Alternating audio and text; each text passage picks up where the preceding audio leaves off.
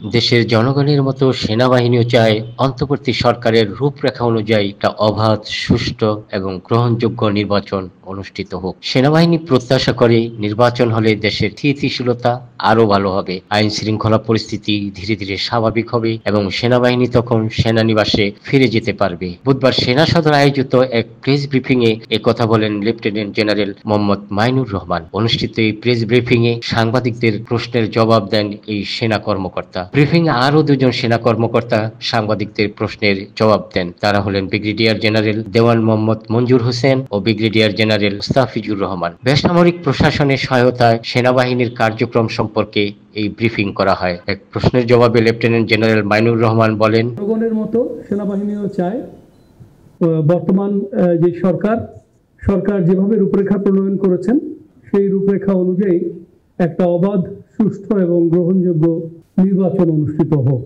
সেই রূপরেখার মধ্যে তো সময়সীমাও দেওয়া আছে।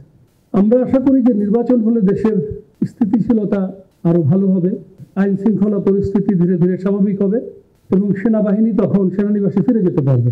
আমরা সেটার দিকে তাকিয়ে আছি এবং সরকার এখন পর্যন্ত যেটুকু রূপরেখা প্রণয়ন করেছে সেটার উপরে ভিত্তি করে আমরা কিন্তু যথাযথ প্রস্তুতি গ্রহণ করছি। আমাদের যে প্রশিক্ষণ কার্যক্রম সীমিত আকারে এখন চলছে, তার মধ্যে নির্বাচনের সময় আমাদের কি করণীয় সেটাকে ফোকাসে রেখেই আমরা প্রশিক্ষণ করছি। ব্রিফিং এর শুরুতে কথা বলেন সেনাবাহিনীর মিলিটারি অপারেশন অধিদপ্তরের পরিচালক ব্রিগেডিয়ার জেনারেল দেওয়ান মোহাম্মদ মঞ্জুর হোসেন। তিনি বলেন, 15 মাস ধরে সেনাবাহিনী বেসামরিক প্রশাসনকে সহায়তায় আইন শৃঙ্খলা রক্ষার কাজে নিয়োজিত রয়েছে। অপরাধীকে গ্রেপ্তার করা হয়েছে।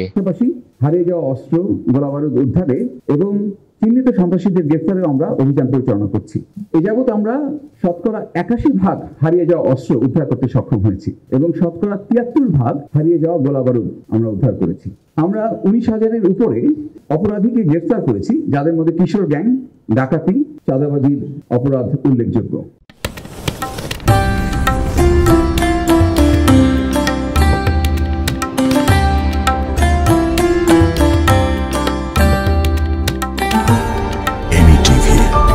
স্বাধীন বাংলার স্বাধীন কণ্ঠ।